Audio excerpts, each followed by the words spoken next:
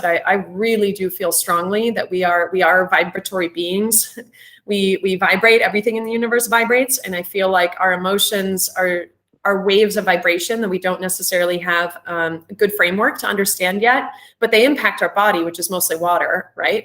And I do think that sometimes old emotions get stored in a way that we don't necessarily understand consciously how that's impacting our behavior or our worldview or our thoughts, but I do think it does. And there's ways to like jiggle that shit up and release it. And I found in my conversations this week, in my intimate connections, that past emotions were like flooded to the surface. It was just like all this past came up.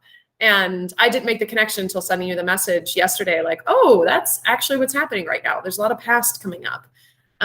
So I'm kind of present with it for myself and my intimate relationships. And I want to give us space to share what's there, to open up perhaps Pandora's box if you feel safe.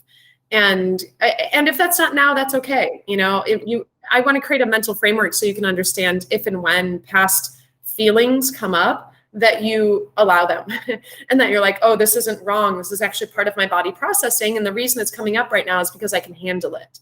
And I think that that's a really good mental framework to understand sometimes past emotions without pathologizing yourself again or doubting or judging. And then you get stuck in a loop and it keeps the emotions down.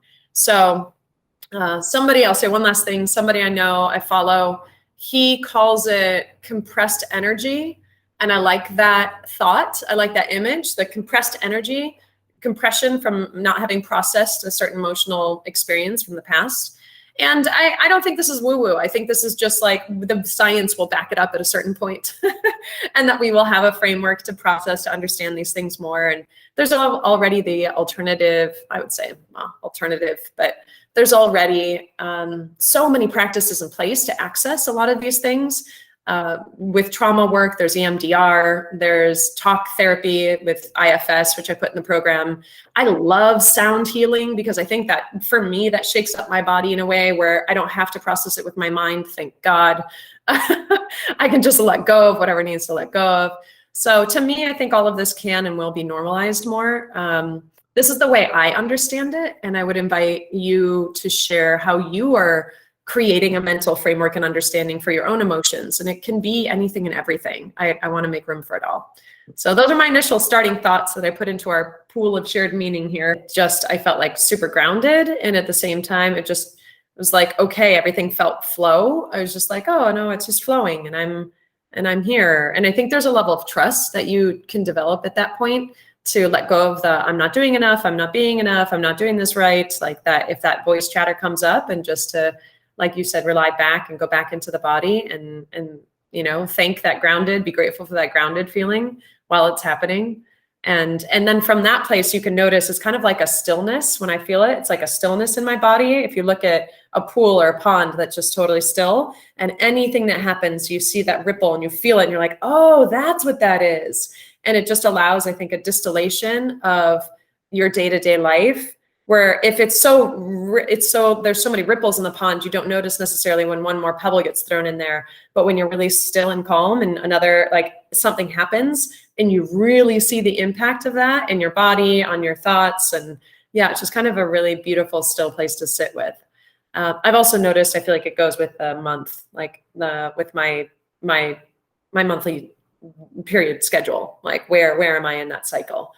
Really, for being like, hey, I'm self-aware enough. I need a pause. I need to put myself in timeout. I need to go take care of my body, because we all know those conversations when you get triggered. And especially if there's, which you alluded to, it was like, well, if you're triggered and you're dealing with this bodily response, and then, so you're angry and then you're in a double trigger. And I don't know if I said this before, but on my most recent podcast, Kate Laurie, who's a therapist, she calls that a double trigger. You're just like, when you're in a double trigger, it's like, bam, bam, bam, bam, back and forth, back and forth. And she made a comment on the podcast saying there's no adults in the room when that happens. And I think that's because in our triggered state, we kind of revert back to whatever was happening that kind of initially created that feeling in our body. And to recognize that moment is to be the adult in the moment, to be like, okay, I'm not bringing my whole self here. I'm not showing up perhaps how I want to. And what do I need to do to take care of that? And then you be the adult to you, to be like, okay, I'm going to I'm going to remove myself from the situation for a minute. I'm going to ground my body. Working out, like there's so many different ways to do it. But hearing you say that was like, you did that for yourself. And I feel like all of this to me is celebration and recognition that those hard feelings come up regardless. Like it's just going to come up.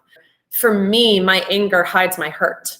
And so if I get angry, it's because I'm hurt here, but that feels really vulnerable to expose my hurt. So it comes out as anger first. Usually I'm still not so quick at identifying my anger and being able to consciously go to the next step of like, this is where I feel hurt. So I don't know if that was part of your process, or if you even want to share, but that's what came up for me. It's part of it. It's not all of it too. So I know I put in the course Alchemizing Anger. I don't know if you had a chance to listen to that. It's a longer audio file. There's a way, I think, anger is not bad, right? We relate to anger like it's bad because it's a scary emotion when we see other people be angry. And because most of the time anger is not modeled in a healthy way, but there is anger is just anger, right? It's if we can start to relate to it, like, this is what's happening for me. I am angry. I know that this means that I could have spikes that go into other people or go into me. I respect this energy. How can I alchemize this energy of anger? And what for me, anger means I need to change something. That's really what happens. I'm like frustrated. Bam, it's like, no more. And that anger energy can be catalyzed to say, I have a boundary that I'm no longer willing to, to go past.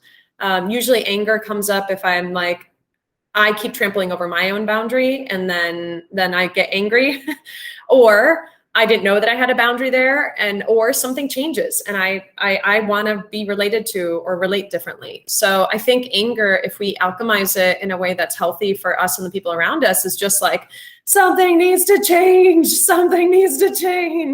And if we don't, then we run the risk of making ourselves wrong or making other people wrong. And it's just like, how can we use anger in a healthy way that doesn't hurt ourselves or other people?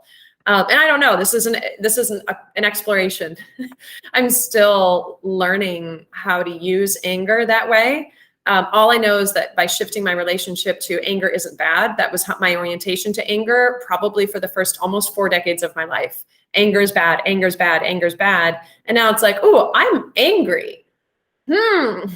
That's curious. What do I need to do with this anger? And then it's just the process of releasing it, like, trying to get the energy out of my body, but then also realizing that there's some message here. Anger is carrying a message for me, just like sadness is carrying a message. They're all carrying messages. And how do we use that?